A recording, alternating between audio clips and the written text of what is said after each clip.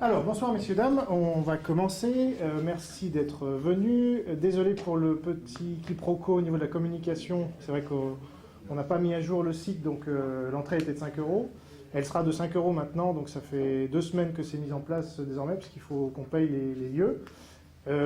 Alors, déjà, vous assistez à une conférence de Louis Dalmas, et vous pourrez... il dédicacera ses livres en bas, à la fin de cette session, où vous avez un apéritif qui vous attend.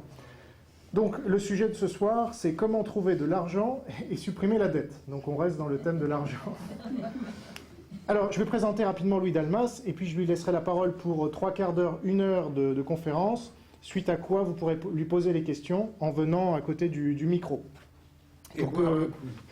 Pour qu'on puisse vous entendre, sachant que la conférence sera diffusée ensuite sur le site Enquête et Débat qui organise ces lundis soirs au Centre Saint-Paul. Alors Louis Dalmas est un journaliste qui est actuellement directeur de publication de ex-Balkan Info, qui s'appelle donc BI. Il est également le président de l'association Verjus, Vérité et Justice, qui édite différents livres, dont vous avez un exemplaire ici sur Ratko Mladic. Et donc, le sujet de ce soir, comme je vous l'ai dit, c'est comment trouver de l'argent et supprimer la dette. Je laisse la parole à Louis Dalmas. Alors, il faut parler fort, j'ai l'impression, parce que comme il n'y a pas de micro, vous m'entendez, là? Oui.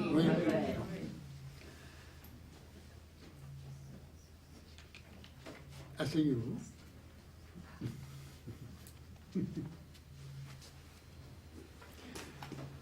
Alors, d'abord, je voudrais m'excuser auprès de vous, parce que comme je n'ai pas le don précieux des politiciens qui consiste à pouvoir improviser sur n'importe quel sujet avec éloquence, et que j'ai voulu suivre un conseil qui m'a été donné il y a très longtemps par un curé, qui m'a dit « il ne faut pas prendre lourd à la légère ».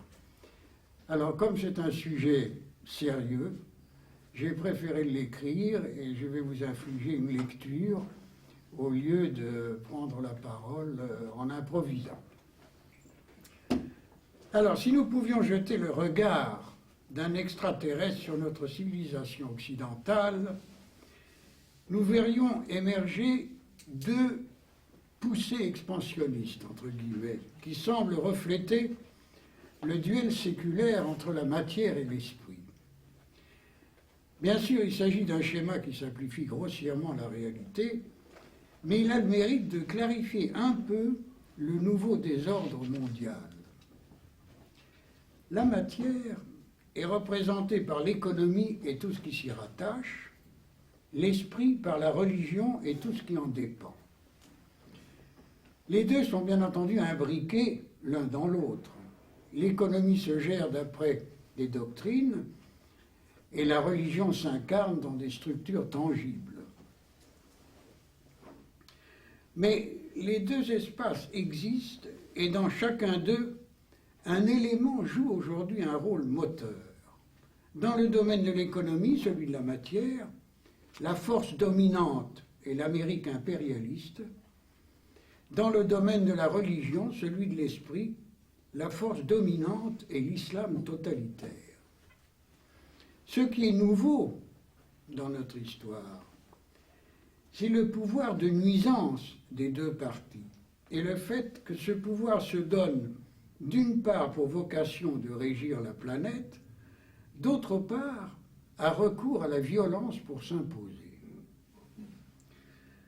Alors à partir de cette vision en gros plan, il faut faire l'effort de nuancer sans préjugés si possible. D'autre part, distinguer ce qui est positif et négatif de chaque côté. Le positif des États-Unis est la grandeur d'une nation qui suscite admiration et reconnaissance. Admiration pour ses réussites dans les domaines les plus divers de l'activité humaine, où elle est à la pointe de toutes les avancées, et reconnaissance pour ses interventions dans 2 guerres mondiales. Le négatif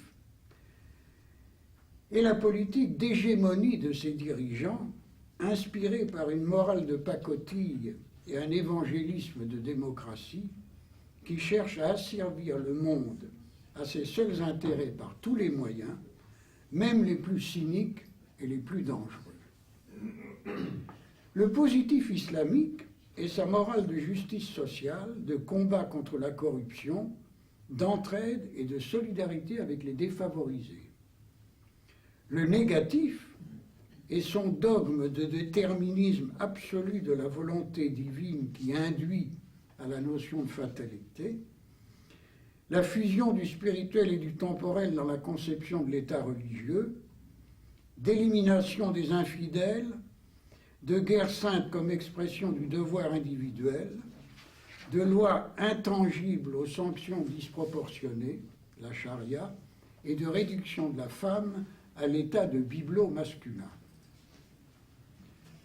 L'imbrication de ces aspects positifs et négatifs nous oblige encore un petit peu plus à affiner notre image, en particulier à ne pas confondre les peuples et leurs dirigeants.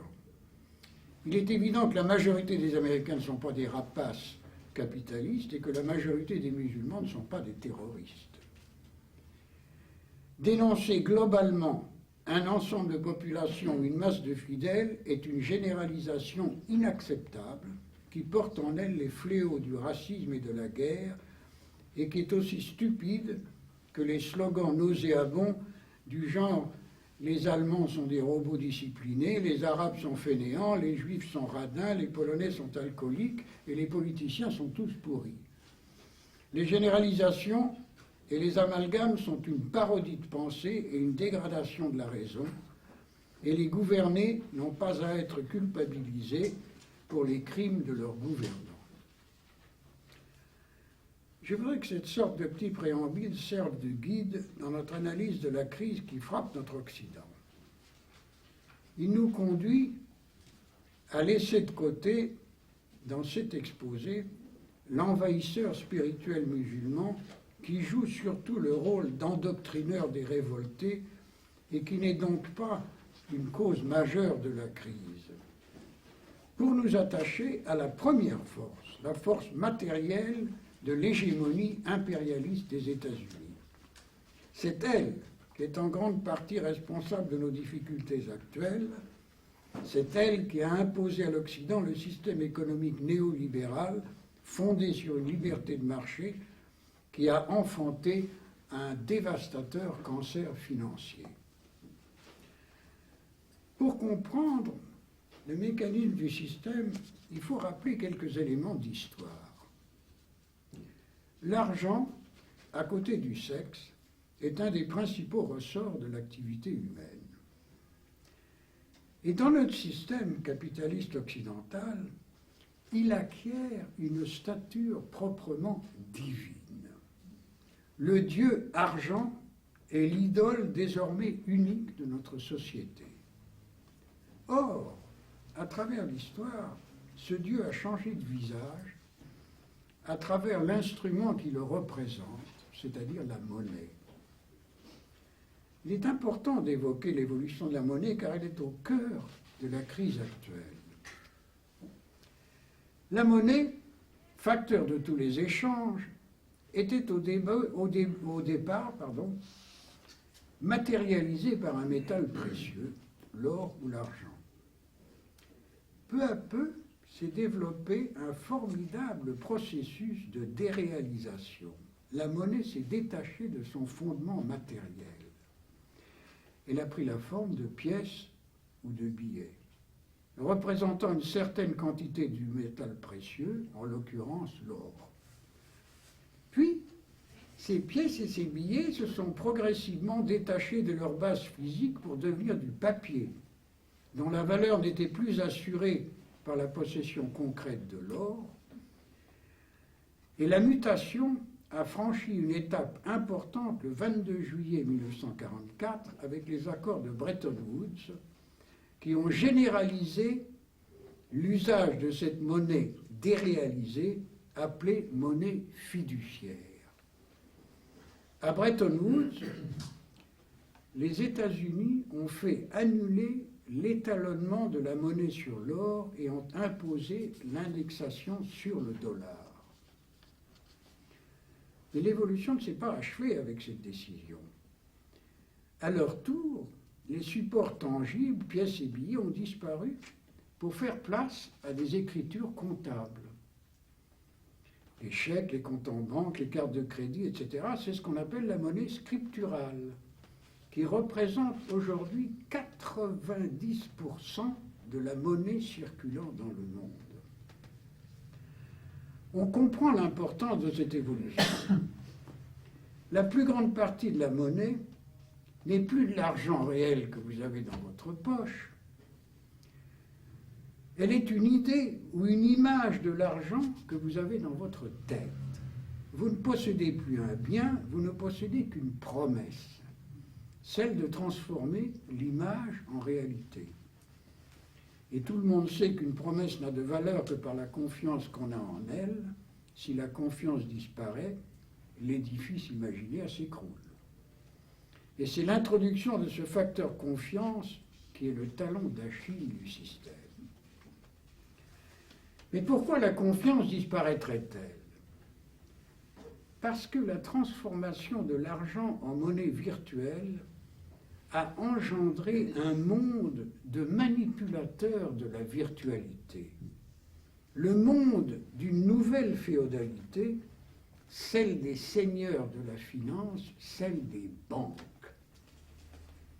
Ce monde, détaché de la réalité, est un monde élitaire et un monde opaque.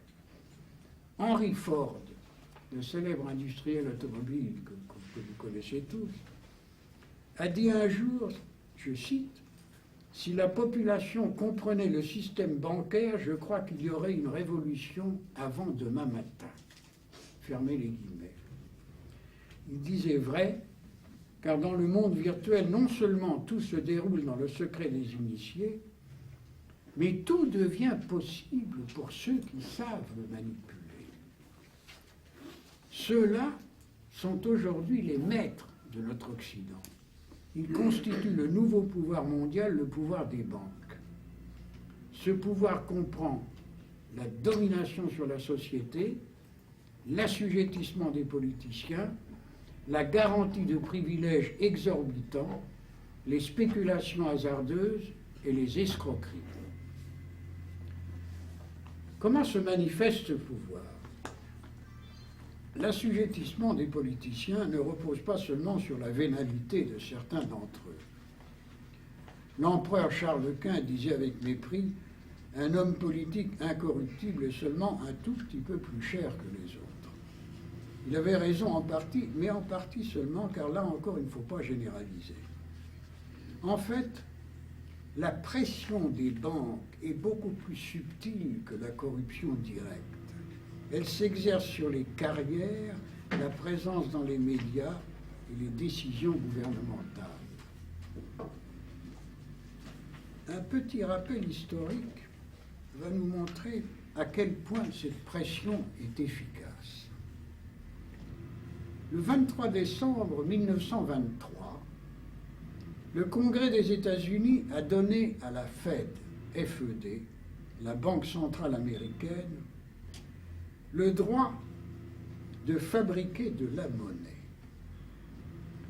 Décision dramatique, car la Fed, qui a l'apparence d'une banque nationale, est en fait une banque privée composée de l'association des banques du pays. C'était priver la nation du droit de créer son propre argent.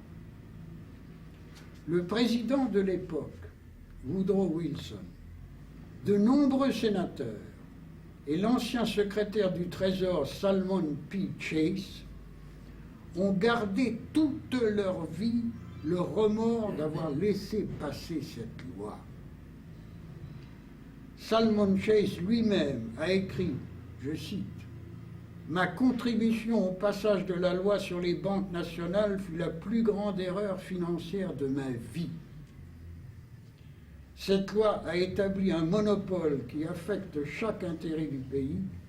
Cette loi doit être révoquée, mais avant que cela puisse être accompli, le peuple devra se ranger d'un côté, les banques de l'autre, dans une lutte telle que nous n'en avons jamais connu dans ce pays. C'est quand même pas mal pour un banquier de cette stature. En 1963, le président Kennedy essaiera de s'affranchir de la tutelle bancaire en exigeant l'impression d'une monnaie fédérale. Il sera assassiné juste avant que les nouveaux billets ne soient mis en circulation. Et ces derniers seront détruits juste après sa mort. Après Bretton Woods, le dollar n'était plus étalonné sur l'or, mais il pouvait être échangé contre de l'or, comme c'était inscrit sur chaque billet. Le 15 août 1971, le président Nixon a mis fin à cette convertibilité. À partir de là, je cite encore entre guillemets, les banques américaines pourront fabriquer autant de dollars qu'elles le voudront, et pour que le monde ait besoin de dollars, il suffira de développer les échanges entre tous les pays. C'était le début de la mondialisation. En France, la date fatidique dont on ne parle jamais est le 3 janvier 1973. Jusqu'alors, l'État pouvait emprunter à la Banque de France à taux zéro, c'est-à-dire sans payer d'intérêt. Une situation normale, puisque la Banque de France était la France. Ce jour-là, le président Pompidou, un ancien responsable de la Banque Rothschild, a fait adopter à l'Assemblée, dont les députés étaient sans doute encore engourdis par les fêtes de fin d'année, la décision catastrophique d'interdire à la France de créer sa propre monnaie, ce qui l'obligeait à emprunter aux financiers et aux banques privées. Si l'on calcule le cumul des intérêts des emprunts que la France a dû payer au marché privé depuis ce jour malheureux, on arrive à un total de 1 500 milliards d'euros, une somme correspondant à notre dette nationale. Autrement dit, sans cette loi honteuse, la France ne serait pratiquement pas endettée aujourd'hui. Passons sur le scandale des crédits immobiliers, les titres hypothécaires pourris, le racket des subprimes, le garrottage de la Grèce par les vautours de Wall Street, les spéculations insensées, ces symptômes ravageurs du cancer financier qui a fait exploser le système ont inondé tous nos journaux. Contentons-nous d'évoquer une des escroqueries qui est à la base du pouvoir des banques, la possibilité de fabriquer de l'argent ex nihilo, c'est-à-dire à partir de rien. Pardonnez-moi de prendre une gorgée.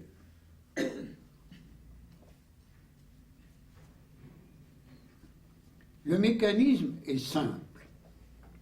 Vous négociez un prêt avec votre banque pour acheter une voiture ou un appartement. Il suffit au banquier de taper la somme sur son ordinateur. Vous lui remboursez la somme au bout d'un certain nombre de mensualités et la dette est électroniquement effacée. Mais ce qui n'est pas effacé et qui est réellement encaissé par la banque, ce sont les intérêts que vous lui avez payés. Ça, c'est de l'argent frais, nouveau, fabriqué de toutes pièces. Reportez le processus à l'échelle mondiale et vous aurez une idée de l'enrichissement de votre brave banquier.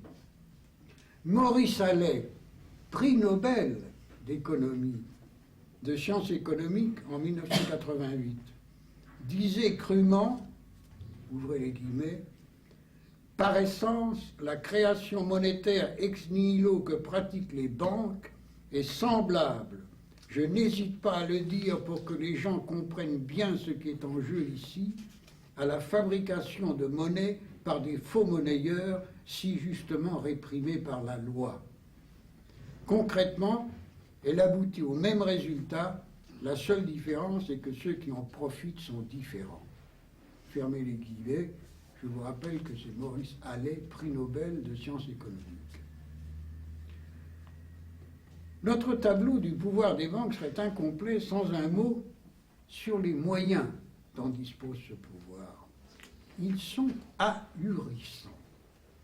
Grâce aux robots modernes, des transactions boursières de milliards se font en quelques secondes, avec parfois des ratés, mais des ratés qui ne font que souligner leur puissance. Un de ces ratés mérite d'être raconté, car il illustre à la fois la force et la faiblesse de ces moyens. Le récit, qui a été repris d'ailleurs par le Canard enchaîné, figure dans un rapport de 140 pages de la SEC, Securities and Exchange Commission, le gendarme de la bourse américaine, publié le 30 septembre 2010. Le 8 mai, à 14h32, l'automate qui gère un des fonds de Waddell & Reed, un gestionnaire d'actifs établi au fond du Kansas, décide d'acheter un paquet d'actions. Pour se couvrir, comme on dit dans le jargon, le robot est programmé pour vendre simultanément d'autres titres. Pas de chance, ce jour-là, on est en pleine crise grecque avec menace sur l'euro. Le cours des titres largués par la machine baisse très rapidement.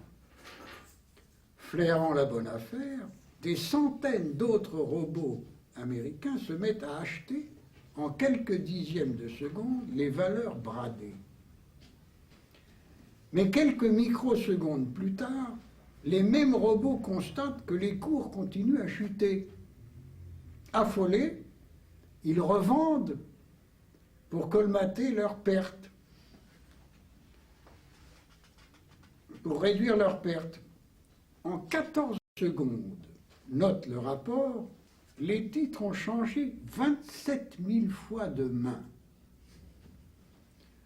Trompé par cette activité factice, l'ordinateur de Waddell & Reed continue à vendre à tour de bras pour respecter la consigne gravée dans son disque dur. Il écoule en quelques minutes pour 4 milliards de dollars de titres. À 14h45, le mouvement gagne les marchés financiers classiques de Wall Street. Les ordinateurs sont programmés pour vendre à partir d'un seuil prédéfini. La barre étant franchie, ils ouvrent les vannes alors que personne en face ne veut acheter.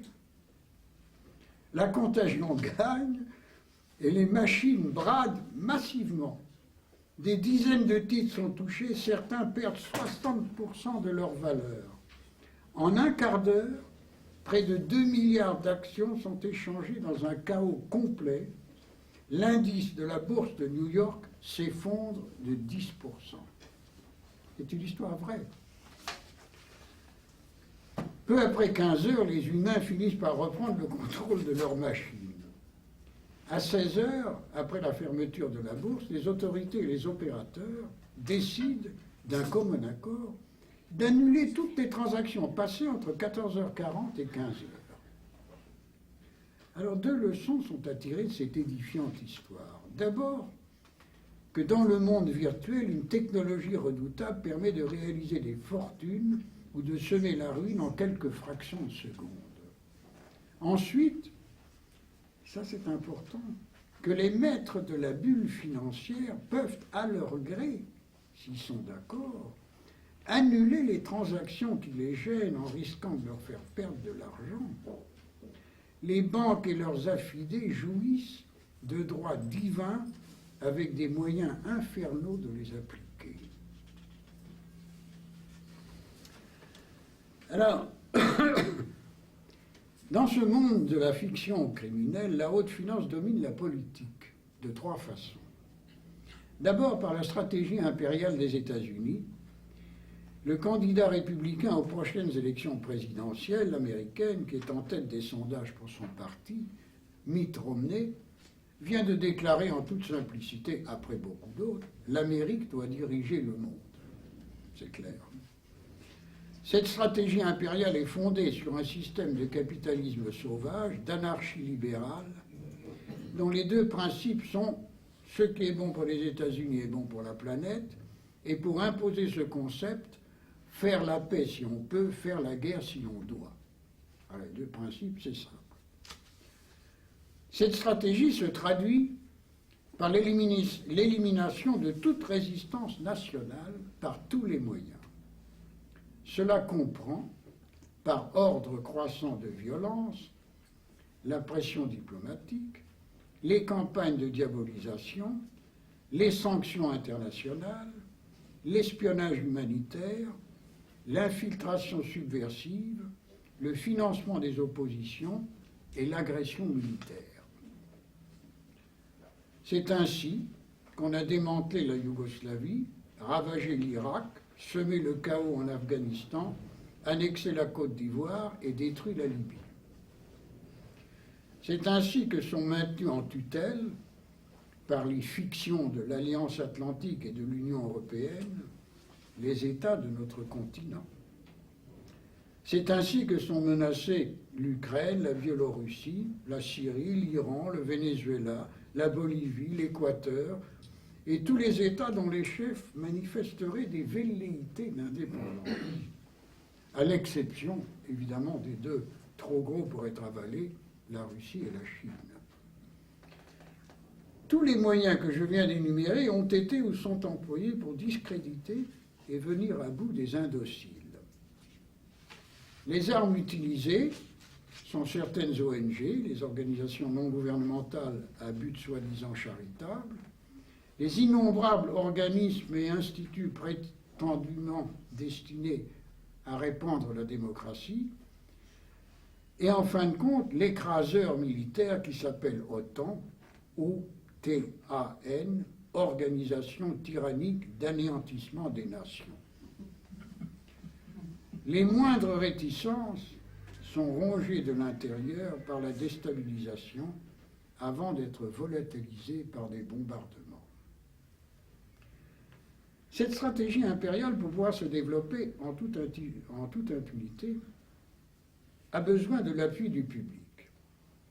C'est là qu'intervient le second paragraphe de sa domination, le conditionnement de l'opinion par le contrôle des médias. Pourquoi ce conditionnement est-il nécessaire? Parce que le pouvoir des banques qui inspire cette stratégie, et dont nous avons déjà vu le fonctionnement opaque, ne peut pas en avouer les buts réels, qui sont la protection du dollar, la conquête des sources d'énergie, la multiplication des profits et la soumission du plus grand nombre d'États possible. Le néocolonialisme doit être occulté par un rideau de bienfaisance. La rapacité impériale doit être présentée comme une croisade de moralité. Comme les conquistadors de jadis qui maquillaient leurs invasions en rédemption des sauvages, les nouveaux missionnaires doivent dissimuler le bénéfice derrière le bénéfique, en faisant avaler aux masses qu'ils combattent pour le bien contre le mal. Cet immense duperie et le rôle dévolu aux médias dans les slogans de bataille contre le terrorisme, de droit d'ingérence et de protection des populations civiles sont le vernis sucré de la plus formidable entreprise d'hypnotisme collectif et de tromperie que le monde ait jamais connue. Puisque nous parlons des médias, permettez-moi un petit intermède à ce point de mon exposé. Vous savez tous que le nom familier d'un journal, c'est le Canard. Or, il ne vient pas du brave palmipède que vous appréciez dans votre assiette, mais d'une expression du vieux français « bâiller un canard », qui signifiait raconter un mensonge ou faire une promesse impossible à tenir. En 1690, on lit dans le dictionnaire de Furetière, je cite, « On dit proverbialement donner des canards à quelqu'un pour dire lui en faire à croire, ne lui pas tenir ce qu'on avait promis, tromper son attente. » En 1845, Gérard de Nerval, dans son Histoire véridique du canard, écrit « Le canard est une nouvelle quelquefois vraie, toujours exagérée, souvent fausse. C'est un désastre, un phénomène, une aventure extraordinaire. On paye 5 centimes et on est volé. En 1870, Mérimée, dans une lettre à la comtesse de Montijo, assimile le canard à un ragot déformant la vérité, et Balzac, à son tour, fait dire à Hector dans Les Illusions perdues: nous appelons un canard un fait qui a l'air d'être vrai et qu'on invente pour relever les faits quand ils sont pâles. Canard a donné canardier, qui désignait le crieur de journaux, mais aussi le fabricant de fausses nouvelles. Ça n'a pas beaucoup changé de nos jours. J'ai un ami qui me disait récemment: mon quotidien ne me sert plus qu'à écraser une mouche ou envelopper le poisson. Pourquoi cette parenthèse? Pas pour dire du mal de mes confrères qui bravent souvent de grands dangers pour exercer leur métier et dont beaucoup rapportent honnêtement ce dont ils sont témoins, mais pour souligner qu'une veine de désinformation court depuis longtemps dans le rocher du journalisme, pas à la base sur le terrain, mais au sommet dans les étages de la direction. C'est à ce niveau supérieur que se nouent les complicités, que se décident les positions à prendre, que se définissent les tabous dont on ne parle pas, que s'organisent les campagnes, que se fabrique l'endormissement du public. Ce n'est pas par hasard si le mot canard évoque une tradition de mensonge. Un mensonge multiforme qui va du simple choix des sujets à la falsification des faits. Au bas de l'échelle, à part les scoops de Voici et les buzz des ragots mondains, comme on dit, il existe toujours un journalisme d'investigation. Mais il se limite en général aux petits scandales personnels que laisse filtrer tel ou tel personnage connu désirant couler un concurrent. On voit des affaires montées en épingle pour pimenter la saga des people et que le pouvoir finit par étouffer. Ce remue-ménage à courte portée fait croire à une liberté d'expression et donne bonne conscience à mes confrères. Ils s'imaginent faire preuve de courage en révélant une malversation ou une indélicatesse, mais en fait, ils remuent une merde ponctuelle qui ne remonte pas plus haut que les doigts de pied. C'est beaucoup plus haut et plus largement au niveau des affaires internationales que s'étale la grande trahison de la vérité. C'est là que le mensonge prend toute sa force, car plus que bousculer une vedette de l'actualité, il dupe des peuples entiers. Là, la tradition est forte, pour une raison fondamentale: la plupart de nos grands médias ne sont pas indépendants. À 3 égards. D'abord, à la différence de leurs confrères anglo-saxons, ils font très mal la différence entre le news et les views, c'est-à-dire entre les faits et les opinions, entre le reportage et l'éditorial, entre le compte-rendu et le commentaire, entre le journalisme et la politique. Et quand on ne sort pas de ce mélange, l'intérêt de la nouvelle cède forcément le pas aux intérêts des dirigeants. Bon gré mal gré, l'information est biaisée, elle s'imprègne de propagande. La pensée dominante, orientée dans le sens des maîtres, s'impose aux dépens de la réalité. Ensuite, la vie même de nos grands médias dépend de la publicité. Les responsables ont beau dire que les annonceurs n'influent pas sur leur rédaction, ces annonceurs font partie de l'espace de richesse dirigé par les banques et ils tiennent les cordons de la bourse. Leur soutien est forcément conditionné par certains tabous ou pour le moins par certaines orientations. Et sans aller jusqu'à évoquer de grandes signatures qui ne sont pas toujours à l'abri de sollicitations rémunérées, il faut tenir compte aussi de la masse de matériel fourni par les directeurs de communication, les agents de relations publiques et les attachés de presse. Une situation malsaine qui infléchit forcément sur le contenu des médias et ne contribue pas à l'impartialité de leur information. Enfin, le corpus de la pensée officielle pèse aussi lourdement sur le contenu. De deux façons, par l'autocensure et le mimétisme. L'autocensure est la convention tacite de ne pas parler de certaines choses pour ne pas choquer, perturber ou offenser des catégories de spectateurs ou de lecteurs. L'extrême prudence en ce qui concerne tout ce qui touche à la religion ou aux origines ethniques en est une illustration. Le mimétisme est la surenchère dans le traitement d'un même sujet qui donne lieu à d'extraordinaires campagnes où tous les médias disent la même chose en même temps, pratiquement sans vérifier les sources et sans tenir compte des contradictions ou des démentis.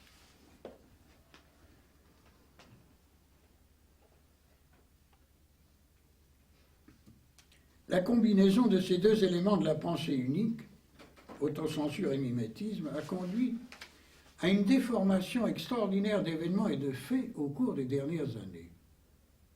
Voici quelques exemples de ce dont nos médias ont parlé de travers ou dont ils n'ont pas parlé du tout. Le dénigrement de l'ex-Yougoslavie, prétendument dirigé par un dictateur fauteur de guerre, assoiffé de Grande Serbie et auteur de nettoyage ethnique, alors que Milošević n'a jamais attaqué personne et n'a cessé d'accepter toutes les propositions de paix, de dénoncer chez lui les partisans de la Grande Serbie et de vanter les avantages de sa société pluraliste et multiethnique. Résultat, un honteux bombardement qui a causé d'irréparables dégâts. L'agression de l'Irak, sous le prétexte d'y neutraliser des armes de destruction massive que Saddam Hussein n'a jamais possédées, ou qu'il ne possédait plus, et qui a conduit à l'écrasement pour des motifs principalement pétroliers d'un grand État laïque, efficace bastion de résistance à l'intégrisme musulman.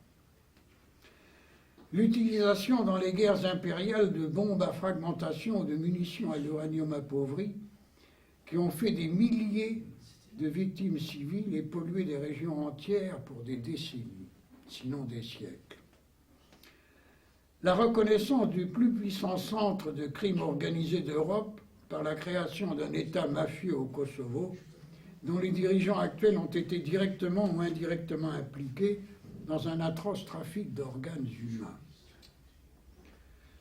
La participation de la France à une guerre totalement inutile en Afghanistan, qui n'a eu pour effet que le renforcement de l'adversaire taliban qu'il s'agissait soi-disant de combattre, et qui aboutit, comme en Irak, à un humiliant retrait des envahisseurs étrangers. Les mythes d'une Tchétchénie glorieusement résistante à l'oppression russe, ou d'un Tibet innocente victime de l'invasion chinoise, alors qu'il s'agissait dans le premier cas d'une région sécessionniste sauvagement opposée à la modernité, et dans le second d'une féodalité religieuse rétrograde corsetant son peuple. La farce du renversement ivoirien d'un Gbagbo trop soucieux de son indépendance nationale, écrasé par les forces françaises, et son remplacement préparé d'avance par Ouattara, un pion occidental aux ordres des grandes multinationales, dont le coup d'État s'accompagne de règlements de comptes sanglants. Le déclenchement d'une agression, une fois de plus très pétrolière, contre un remarquable rénovateur de la Libye et son sauvage assassinat après le massacre de milliers de civils par un féroce bombardement, sous le prétexte de soutenir une soi-disant rébellion fomentée de l'étranger, dont les chefs présentés comme apôtres de la démocratie sont des militants religieux ou monarchistes et pour certains des affidés d'Al-Qaïda. La dévotion à une Europe chimérique dont un prétendu gouvernement fédéral plaqué sur des peuples comme une croûte postiche achèvera de prouver l'irréalité. La dénonciation de chefs d'État réformateurs comme Poutine en Russie ou Castro, Chavez et Morales en Amérique latine et leur qualification de dictateurs parce qu'ils défendent la souveraineté de leur pays face à l'impérialisme américain et veulent faire profiter leur peuple de leur richesse nationale en mettant en œuvre des progrès sociaux. La béatification du guignol Bernard-Henri Lévy, modèle d'aberration en matière de politique étrangère, créé après avoir été le chantre de toutes les aventures militaires impériales, en radotant ses slogans droits de l'homiste, a déclaré la guerre à Kadhafi à la place de Sarkozy et ridiculisé au passage le constipé Juppé. Le silence total sur les brillants succès de la stratégie occidentale qui, en à peine un peu plus d'une décennie, a fabriqué à coups de guerre, de bombardements, de soutien financier et d'assassinats 6 nouveaux États musulmans. La Bosnie, le Kosovo, l'Afghanistan, l'Irak, la Tunisie et la Libye, avec un 7e en vue, l'Égypte. Un palmarès qui fait la joie des mosquées. J'en passe et des meilleurs, car il y en aurait trop à énumérer. Mais déjà résumé de cette façon, le bilan est tragique. On dit que le journalisme est le premier jet de l'histoire. Si l'histoire s'inspire de nos médias, elle risque d'être aussi crédible que le compte-rendu d'un marathon gagné par un cul-de-jatte. La politisation des rédactions, l'inféodation aux publicitaires, l'autocensure, le silence imposé aux dissidents et le mimétisme ont rongé notre métier au point que bien des gens ne croient plus à son authenticité. Ils ont raison, car le résultat objectif est que la tradition du mensonge se perpétue. Elle remonte loin. Les latins parlaient déjà de son double aspect, suggestio falsi, affirmation du faux, et suppression veri, étouffement du vrai. La différence entre un écrivain et un journaliste est que le premier transforme la réalité en fiction, alors que le second transforme en fiction la réalité. Le journaliste irlandais Cockburn avait une formule qu'il aimait bien répéter: ne croyez aucune information avant qu'elle ne soit officiellement démentie. Et laissons le dernier mot à Jean-Yann, qui incarnait souvent avec justesse le bon sens populaire. Il disait en rigolant: je ne mens jamais, sauf quand je lis le journal à haute voix. Je vous ai parlé de 3 éléments de la domination bancaire sur notre société. Nous en avons évoqué 2, la stratégie impériale et le contrôle des médias. Le 3e atout dans la main de nos maîtres est la faiblesse de l'opposition. Elle se manifeste dans 4 domaines où, à partir de ce qu'elle propose ou ne propose pas, je voudrais esquisser ce qu'elle pourrait proposer. Il s'agit des banques, des impôts, de la guerre et de la dette. Inutile de préciser que je ne vais pas me lancer dans une analyse économique d'ensemble. Nous y passerions toute la nuit et de toute façon, je ne suis pas compétent pour le faire. Je voudrais simplement, sur chacun de ces points, vous soumettre quelques observations qui, à mon sens, devraient inspirer ceux qui veulent remplacer le gouvernement actuel ou tout simplement agir pour le bien de la société. En ce qui concerne les banques, la crise actuelle a prouvé à quel point leur pouvoir était indéracinable. Elles ont réussi à imprégner les gouvernements de la terreur de les voir s'effondrer, au point qu'ont été trouvés d'un coup de baguette magique des centaines de milliards pour les renflouer. Des milliards dont une fraction aurait suffi à éradiquer la famine dans une grande partie du monde et qui étaient refusés aux réformes sociales, et dont la recherche éperdue à répétition évoque, à une échelle effrayante, le rocher de Sisyphe, ou en plus grotesque, une bande dessinée célèbre de mon enfance, celle du sapeur Camembert. Ce brave militaire avait reçu l'ordre de boucher un trou, et pour le boucher, en creuser un autre qu'il fallait ensuite boucher avec la terre d'un 3e.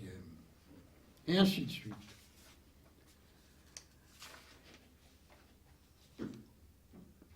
Un emprunt est remboursé par un emprunt, à rembourser par un emprunt, à rembourser par un emprunt, à rembourser. Sinistre enchaînement dont les intérêts ne cessent d'enrichir ceux-là mêmes qui ont creusé le premier trou. Alors que propose-t-on pour le rompre? Notre gauche a finalement déterré, sans la nommer, une loi américaine suscitée par le krach de 1929. Le 16 juin 1933, Franklin Roosevelt a fait adopter la loi Glass-Steagall, qui établissait une cloison étanche entre les banques de dépôt et les banques d'affaires, plafonnant les intérêts perçus sur les dépôts et interdisant d'utiliser l'épargne privée pour des spéculations risquées.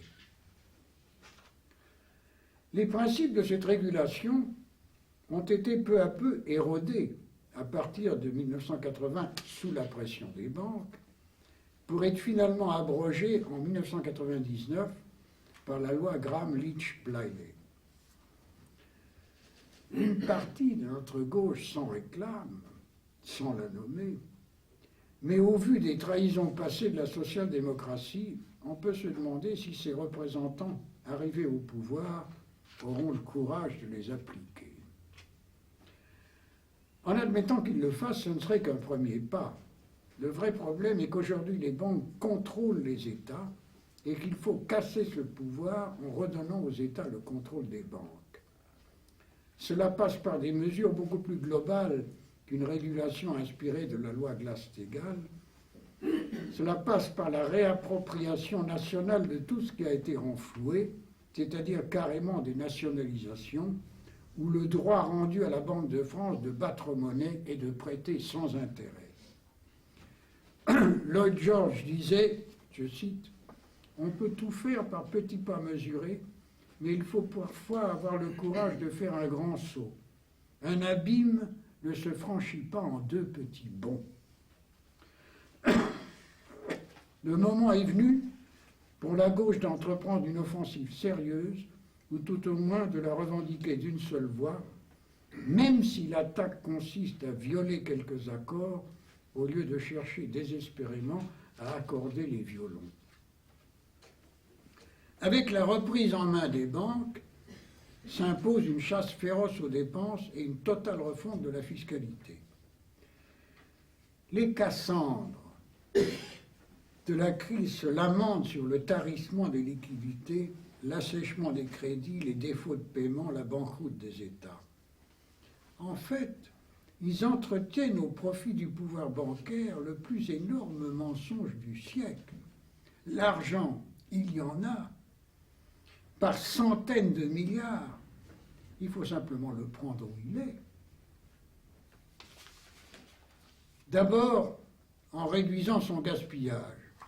Chaque année, la Cour des comptes répertorie les sommes jetées par la fenêtre dont les gouvernements ne tiennent jamais compte. Il y a déjà là pas mal d'économies à faire. Mais cette brave Cour des comptes ne parle pas de la plus énorme de ces sommes, de ce torrent d'argent dilapidé dans l'usine à gaz de Bruxelles, cette Europe fictive devenue le fromage à technocrates le plus pharaonique du siècle.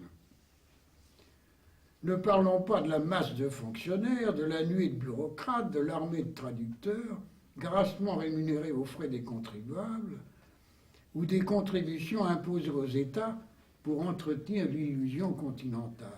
Ce qui est grave, c'est qu'en plein baratin d'austérité nécessaire, on en remet une louche dans les largesses. Non seulement une bonne partie du personnel émarge à plus de 10 000 € par mois, et un certain nombre d'entre eux ont des retraites de 9 000 € par mois, mais la baronesse Catherine Ashton, qui fait office de ministre des Affaires étrangères de l'Union européenne, a trouvé le moyen de revaloriser les salaires de ses 1500 employés pour 7,5 millions supplémentaires. Avec la réduction des gaspillages, il faudrait bloquer les fuites de l'économie marginale. Ne parlons pas des blanchiments de l'argent de la drogue.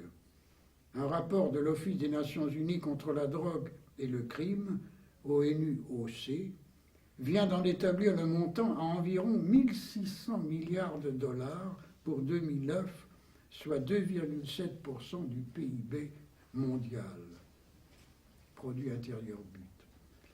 À ce sujet, on peut se poser en passant une question. La puissance armée de l'OTAN ne serait-elle pas mieux utilisée dans la chasse aux trafiquants que dans les guerres coloniales?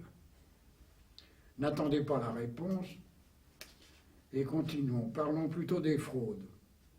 Le compte-rendu annuel de Tracfin, la cellule gouvernementale du renseignement financier, Les conclusions du député UMP Dominique Tian remises le 29 juin dernier, et toujours les rapports de la Cour des comptes, estiment à 20 milliards la fraude sociale, aux prestations sociales, aux prescriptions médicales, à l'assurance chômage, etc., et à 45 milliards la fraude fiscale. Ce sont déjà des sommes importantes qui font défaut à l'État, mais ce sont des broutilles à côté de ce que devrait rapporter une refonte complète de l'échelle des impôts. Cette refonte devrait tailler à coups de serpe dans la calotte des riches, une calotte qui coiffe la société d'une masse d'argent dont on a peine à imaginer les proportions et qui appartient à une infime minorité. En 2010, la totalité de la richesse de notre planète, de près de 7 milliards d'habitants, paraît-il aujourd'hui, était contrôlée par 103 000 personnes. Les 1000 Britanniques les plus riches détiennent une fortune globale de 452 milliards d'euros. 3200 milliards de dollars s'échangent chaque jour sur le marché d'échange, contre 18 milliards dans les années 70. Selon une enquête du Wall Street Journal, les grands leaders de la finance et les traders de la bourse ont obtenu aux USA des rémunérations records de 135 milliards de dollars en 2010, une hausse de 5,7% en un an. Un rapport tout récent, publié le 25 octobre, du Bureau budgétaire du Congrès, dit que le 1% des Américains les plus fortunés ont plus que doublé leur part du revenu national au cours des 3 dernières décennies. Et après impôt, ont augmenté leur rentrée d'argent de 278% entre 1979 et 2007. En France, les salaires et gratifications des patrons du CAC 40, entre autres, atteignent des millions d'euros par an. Selon un rapport du Conseil des prélèvements obligatoires du 6 octobre 2010, les niches fiscales et sociales des entreprises représentent un manque à gagner de 172 milliards d'euros par an pour l'État. Elles se sont multipliées au rythme de 12 par an depuis 2002. L'impôt sur les bénéfices des entreprises a été réduit de 7,4 milliards d'euros sur la période 2007-2009. Nous savons tous que l'inégalité entre les classes sociales a existé de tout temps et que le luxe s'est souvent montré choquant. Mais le phénomène a atteint aujourd'hui une effrayante démesure. En une trentaine d'années, l'écart moyen entre la rémunération du dirigeant et le plus bas salaire de son entreprise a été multiplié par 25. Selon une enquête de l'INSEE publiée fin août, sous le titre « Revenus fiscaux et sociaux », le nombre de Français vivant sous le seuil de pauvreté a franchi la barre des 8 173 000 personnes en 2009, en hausse de 337 000 par rapport à 2008. Cela représente 13,5% de notre population. À l'autre bout de l'échelle, tout en haut, les riches se multiplient dans des proportions encore plus impressionnantes. Toujours selon l'INSEE, entre 2004 et 2007, le nombre de personnes disposant de plus de 500 000 euros par unité de consommation a augmenté de 70%. Le luxe s'étale en jets privés, yachts gigantesques, demeures princières, pierres précieuses, garde-robes inépuisables et armées de serviteurs qui ornent le quotidien de la bulle des riches. Un gouffre s'est creusé entre cette bulle et le restant de la société. Ses occupants habitent une autre planète. Une idée de leurs habitudes et de leurs moyens est fournie par le marché de l'art. Les transactions dans les grandes salles de vente comme Sotheby's ou Christie's atteignent des chiffres qu'on a peine à imaginer. Les œuvres de certains créateurs se payent des millions de dollars à des années-lumière de ce que peut s'acheter la masse des citoyens. À côté de ces fastes, les exigences d'austérité et de rigueur qui étranglent les peuples et les mesures gouvernementales d'économie qui asphyxient les grandes sociétés, les grands services publics, apparaissent non seulement comme des provocations, mais comme des crimes. C'est aux riches qu'il faut prendre l'argent, car ils en ont beaucoup. Et qu'on ne nous dise pas que c'est de l'utopie ou du populisme. Ponctionner la pellicule fortunée dans l'intérêt de la nation, c'est déjà fait dans le plus grand pays capitaliste du monde, les États-Unis. En réponse à la crise de l'époque, Roosevelt avait fixé l'impôt sur les plus hauts revenus à 63% en 1932, à 79% en 1936 et à 91% en 1941. Pendant 50 ans, la moyenne est restée à 80%.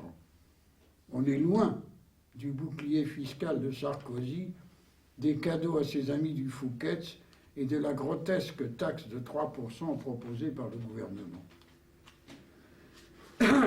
Nous en arrivons aux deux derniers points qui sont essentiels.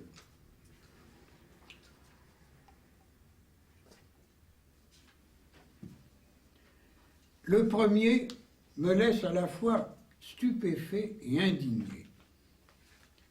Voilà une opposition faite de socialistes qui se disent bâtisseurs d'une société nouvelle et de verts qui veulent sauver l'environnement.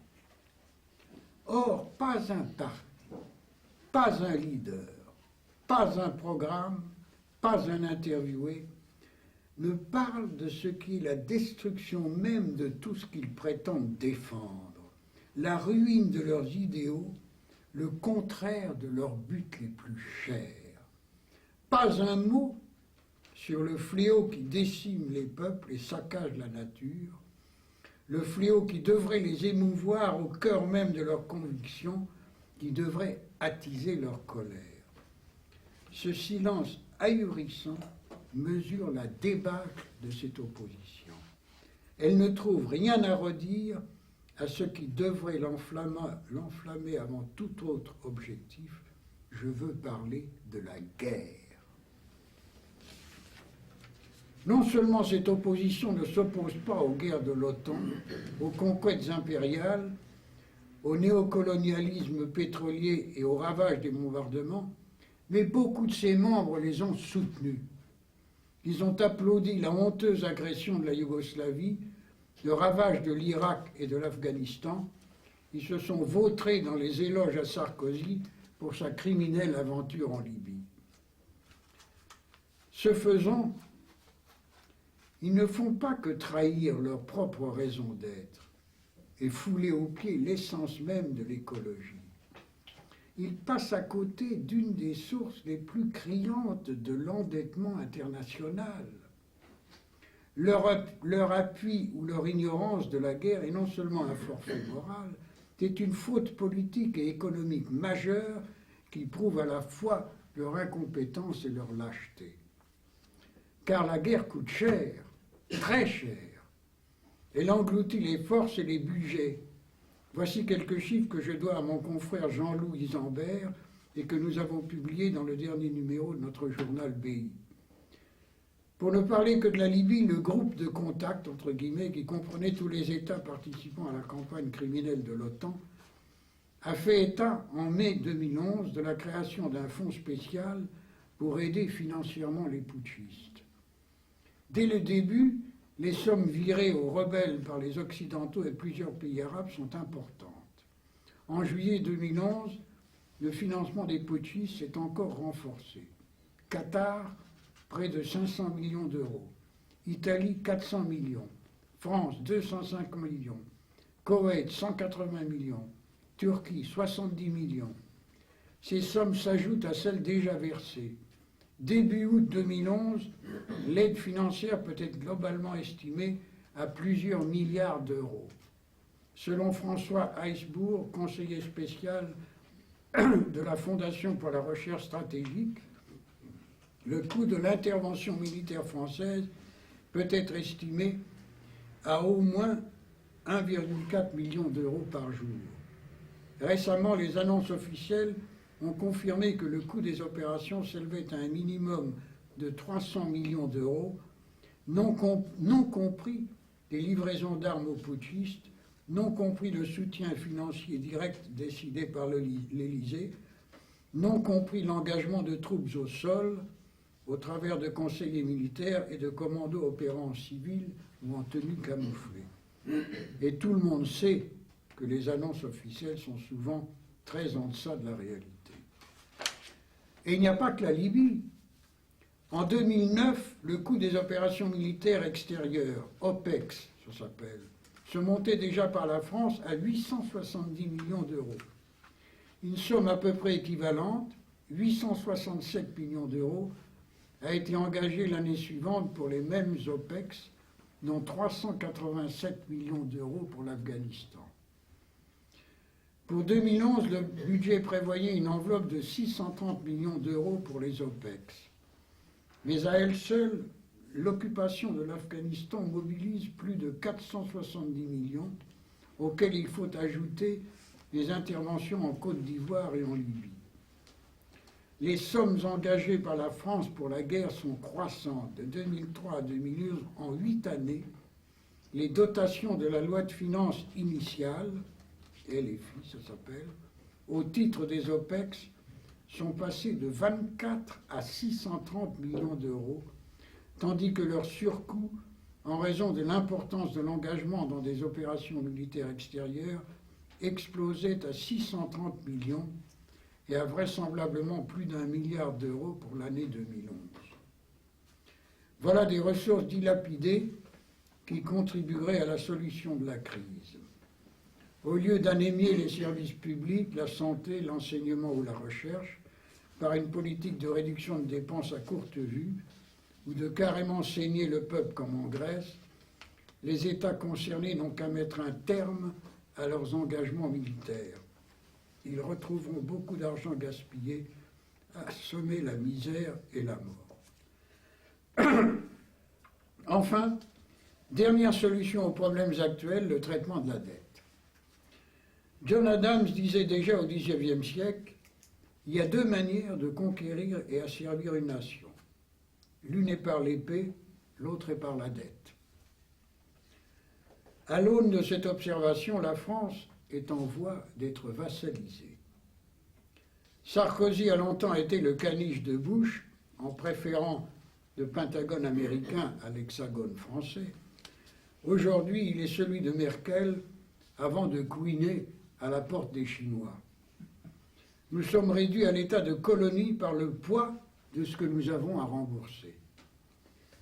D'après le Figaro des 1 et 2 octobre, la dette française atteint à la fin du 2e trimestre de cette année 1692,7 milliards d'euros, soit 46,4 milliards de plus qu'au trimestre précédent. Et entre 1980 et 2008, les Français ont travaillé pour payer 1306 milliards d'intérêts créés par les banques à partir de rien. Là encore, on est stupéfait de ne pas voir l'opposition dénoncer ce formidable enrichissement artificiel des banques à nos dépens qui aboutit à la dissolution de notre indépendance et proposer les réactions draconiennes qui s'imposent. On peut observer en passant que le principe de l'intérêt perçu sur un emprunt est condamné par les grandes religions sous le nom d'usure. Il est interdit par la Bible dans le Deutéronome, l'Exode, le Lévitique et le livre d'Ézéchiel. Il est interdit par le Coran dans les versets de plusieurs sourates. Il est interdit par le Talmud, quoique parfois autorisé pour les non-juifs. Mais vous savez tous que la cupidité se fout de la morale, et il est donc inutile d'insister. Cela dit, puisque toute la géopolitique impériale se drape dans la moralité de la lutte du bien contre le mal, on peut tout de même souligner l'immoralité profonde de ces intérêts. D'autant plus qu'ils sont fixés de manière arbitraire, avec des différences colossales selon les indications des agences de notation, qui déclenchent une spirale mortelle. Un pays qui a des difficultés à rembourser devra payer des intérêts accrus, ce qui augmente encore ses difficultés, et ainsi de suite. Tout cela est évidemment inacceptable. Le célèbre poète allemand Friedrich Schiller écrivait en 1785 que les dettes soient abolies et le monde entier réconcilié. Par une superbe ironie du sort, ce vœu figure dans un des couplets de l'Ode à la joie de Beethoven, devenu l'hymne de l'Union européenne. C'est amusant, non? Comme si les deux géants de la littérature et de la musique indiquaient la voie à suivre au cœur même d'un des édifices que la crise fait chanceler. Une voie qui, comme dans le cas de l'impôt sur les grandes fortunes, a des précédents aussi. Au moment de la Révolution française, la dette nationale s'élevait à plus de 80% du PIB, une proportion de peu inférieure à celle d'aujourd'hui qui est de 84,5% du PIB. Le déficit de l'État était de 20,63% contre 25,5% en 2010. Or, en 1797, le Directoire décide ce qu'on appela la banqueroute des 2/3, c'est-à-dire qu'il ne paya une rente que sur un tiers de la dette, le reste étant effacé. On peut aussi citer l'Argentine, qui entre 1998 et 2002, au moment de la crise majeure qui risquait de faire imploser le pays, se résolut à une refonte complète de ses engagements internationaux. Le président de l'époque, Néstor Kirchner, rompit les négociations avec le Fonds monétaire international et refusa de payer 95 milliards de dollars de dette. Résultat, le 25 octobre dernier, c'est tout récent, le New York Times a décrit le boom actuel argentin, 8% de croissance prévue pour cette année, la plus rapide de toute l'Amérique latine, un niveau record de l'emploi et la pauvreté réduite de moitié depuis 2007. Dans les deux cas, le rejet courageux du chantage des créanciers a permis au pays de retrouver la santé de son économie. La solution s'impose donc d'elle-même. Les États doivent s'affranchir du pouvoir des banques. Le cercle vicieux des trous creusés pour en remplir d'autres doit être brisé. Dettes et intérêts doivent être annulés en tout ou en partie. Il faut refuser de payer les faux monnayeurs et les étrangleurs de peuples. Cette nécessité est si criante que, contraints et forcés, Merkel et Sarkozy viennent de décider un moratoire sur la moitié de la dette grecque, malheureusement accompagné d'une recapitalisation des banques sans prise de possession qui va encore voler quelques centaines de milliards aux contribuables. En conclusion, pour reprendre le célèbre discours de Martin Luther King, nous pouvons aussi faire un rêve. Celui d'un gouvernement dont les membres ne se seront pas contentés de brandir le poing dans des réunions électorales, mais l'abattront avec force sur la table pour imposer des décisions. Partager les établissements financiers en banque d'affaires et en banque de dépôt, réglementer les spéculations des unes, interdire les spéculations aux autres. Habiliter de nouveau la Banque nationale à créer la monnaie et à accorder des prêts sans intérêt. Appliquer la taxe Tobin à toutes les transactions financières, mais à un taux sérieux, pas 0,00, je ne sais pas combien. Supprimer les dépenses inutiles, en particulier celles concernant l'ectoplasme européen. Imposer lourdement les hauts revenus pour chasser énergiquement les fraudes en tout genre. Arrêter les guerres. Mettre fin aux engagements militaires, dissoudre l'OTAN qui n'a plus de raison d'être, ou tout au moins en sortir comme l'avait fait De Gaulle. Annuler les dettes souveraines en tout ou en partie, rendre à l'État, en le retirant aux banques et aux agences de notation, le soin de fixer les intérêts des emprunts et les montants des remboursements éventuels. Imposer l'entrée de l'État dans le capital des banques ou leur nationalisation selon l'importance des renflouements. Vaste programme, comme disait De Gaulle, celui d'une France retrouvant sa souveraineté et servant de nouveau d'exemple. Programme qui n'a hélas aucune chance d'être appliqué par nos politiciens. Les banques continueront à éroder les indépendances nationales et à imposer leur profitable mondialisation à des eurolâtres paniqués. Les traders de la bourse spéculeront de plus belle, les gouvernements dilapideront l'argent qu'ils arracheront au peuple, les riches s'enrichiront de plus en plus en recommandant de saigner les pauvres, l'opposition ne sortira pas du système et se satisfera des rustines d'un réformisme édenté.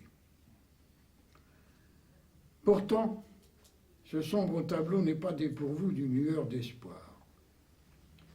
J'ai écrit 2 livres pour décrire le gouffre qui s'est creusé entre les peuples et leurs dirigeants et pour expliquer qu'une explosion se produirait inéluctablement un jour ou l'autre.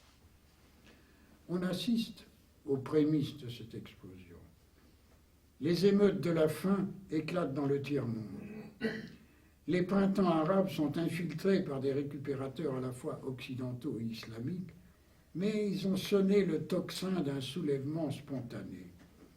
Il y a les indignés qui manifestent leur colère dans de nombreux pays, une colère encore balbutiante, peu structurée, brouillonne, mais significative. Une colère qui sera dans un premier temps réprimée ou édulcorée par son intégration au système, mais qui continuera à fermenter. Les injustices sont trop flagrantes. Elles alimenteront de plus en plus la rage des exploités. Indignation et révolte sont des signes, elles font partie de notre avenir. Leurs étincelles ont mis le feu aux poudres. Ça mettra peut-être du temps, mais l'incendie qu'elles ont allumé se propagera.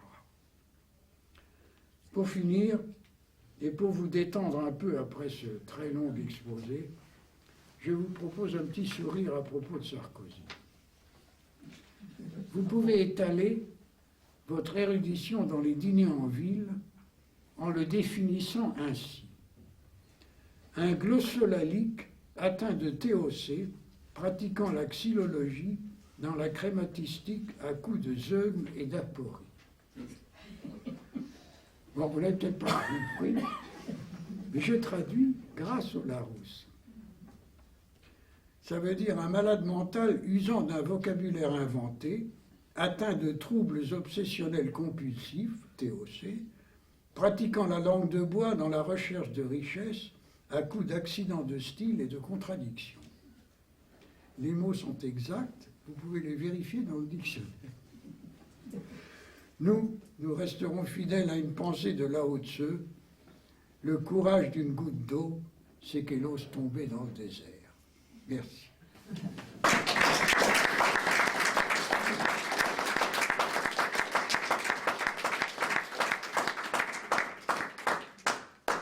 Alors, on va prendre quelques questions. Pas de questions ?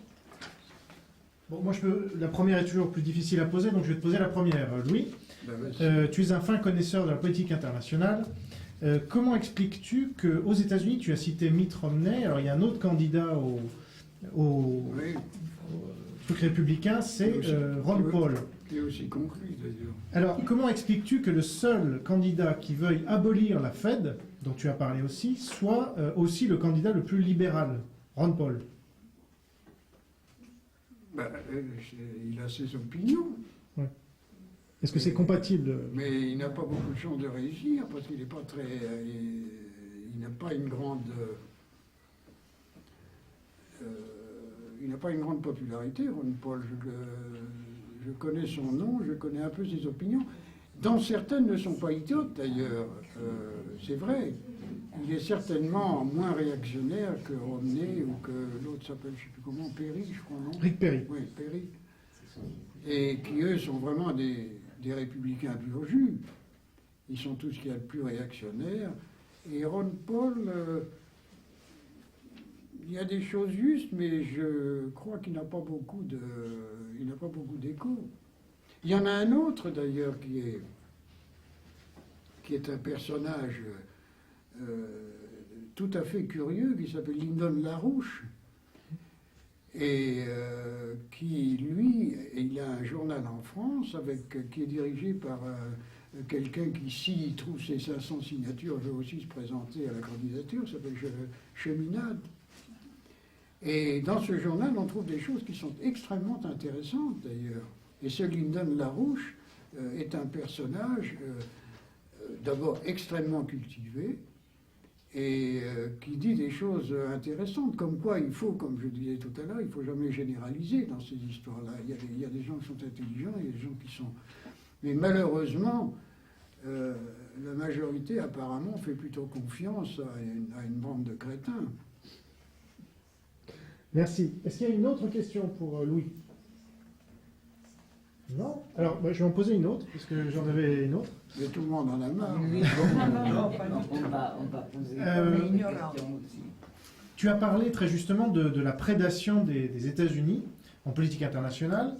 Est-ce que tu conviendrais du fait qu'ils sont relativement en déclin malgré tout? Et que penses-tu de la montée de la Chine, et notamment en Afrique? Est-ce qu'il y a des mêmes velléités colonialistes ou pas? Parce qu'il y a un débat. Il y a heureusement un certain nombre de pays qui commencent à se réveiller. Il y a surtout le BRIC, là, c'est-à-dire le Brésil, la Russie, l'Inde et la Chine, qui sont 4 grands pays qui se sont rassemblés enfin pour faire des choses intéressantes. Bon, il y a toute l'Amérique latine, dont une partie extrêmement importante s'est réveillée aussi.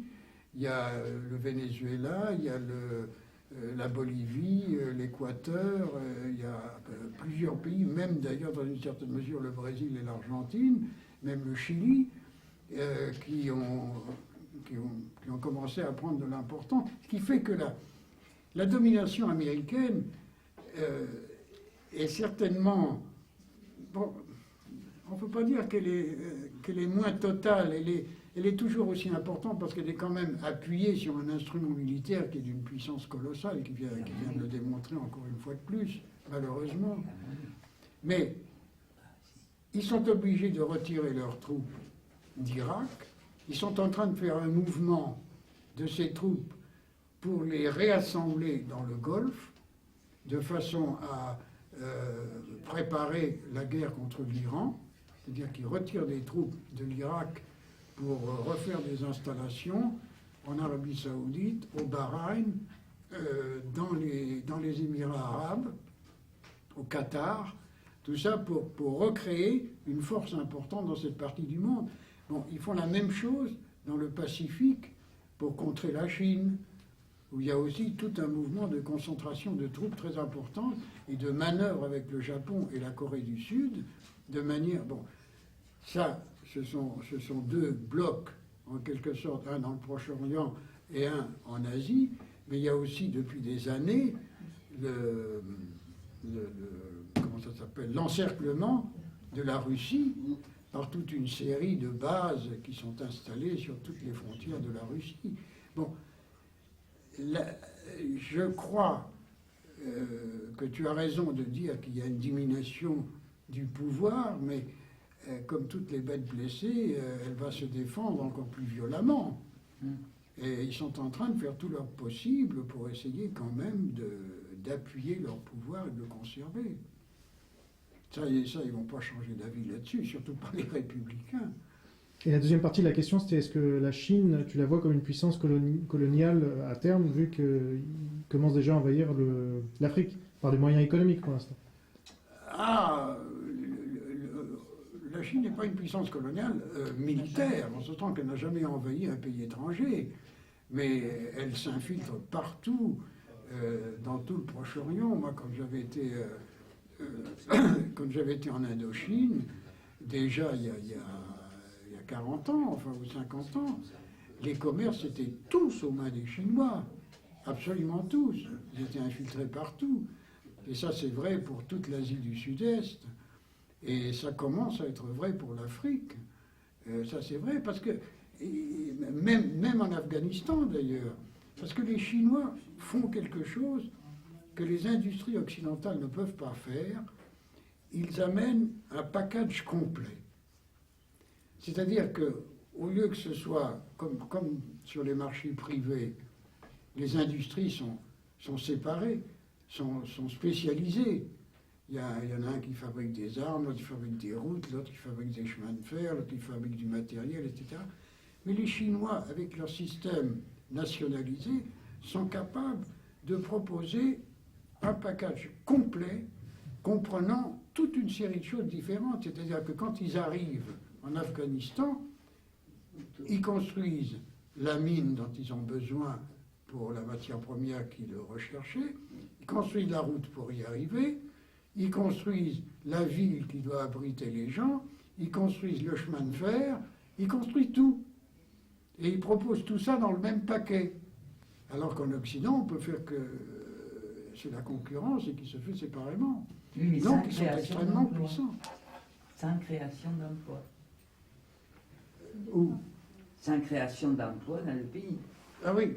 Ils arrivent avec les autres. Ils arrivent... oui et non. Mais nous avons un spécialiste de ça, là, notre ami Bogdan, là, qui a travaillé avec les Chinois. Là. Il peut peut-être nous dire quelque chose. Là. Alors, venez à côté de la caméra.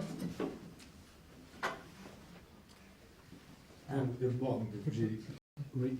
Vous entendez. J'ai travaillé en Chine, bon, mais je connais les Chinois. Il ne faut pas confondre la propagande avec la réalité. Voilà. Les Chinois, ils en aident, les gens sur place, ils travaillent et tout ça, et quand ils s'en vont, c'est les locaux qui vont tourner. Les usines et tout ça. Ce n'est pas les Chinois qui vont tourner. Ça, c'est une propagande. On dit que les Chinois, ils achètent la terre et tout ça, parce que comme ça, comme on n'a pas d'informations, c'est comme ça qu'on détourne. Pourquoi? Parce que la Chine, c'est un pays qui marche avec les pas énormes. Par exemple, j'étais à Shanghai, j'étais absent d'une année, le Shanghai, on ne peut pas reconnaître. C'est-à-dire, c'est les gens qui travaillent. Et la meilleure preuve, si vous vous souvenez, la crise en 2008, quand s'était touché un peu la Chine, tout le monde à l'Occident il se frottait qu'en Chine, ça va être la révolution. Mais la Chine, elle avait déjà préparé depuis l'année 80, fin 80-90, de développer à l'intérieur de Chine. C'est pas seulement côté mer. Et il a fallu 3 mois pour réorienter. Et la Chine, elle a repris le travail, tout ça, et on n'a rien vu. Mais parce que, si vous voulez, ce qui est intéressant, c'est de donner les fausses informations. Quand vous réalisez que c'était vrai, c'est déjà, le train est passé. Il n'y a que ça. Et il ne faut pas oublier, les Chinois, ils ne courent pas, comment dirais-je, pour le profit comme nous ici. Ils regardent l'intérêt du pays, tout entier. Et c'est ça la différence. Bon, il y a, comme partout, il y a les problèmes, mais même si vous voulez, dans la question des comment dirais-je, entreprises privées, ils ont un seuil qu'ils ne peuvent pas dépasser. S'ils commencent à dépasser et à faire comment dirais-je, Profit. Pas seulement profit, mais essayer de corrompre les tout, bah, chez eux, il y a la peine de mort. Et ces gens-là, ils ne sont pas, comment dirais-je, ils sont exposés et c'est les premiers qui trinquent. Ok, merci beaucoup. Bon, de rien. On va arrêter là. Merci beaucoup à Louis Dalmas pour son brillant exposé. Merci à vous d'avoir assisté à cette conférence. Donc, on va descendre pour pouvoir acheter les livres de Louis et puis continuer un peu ça par une discussion informelle avec Louis Dalmas. Merci.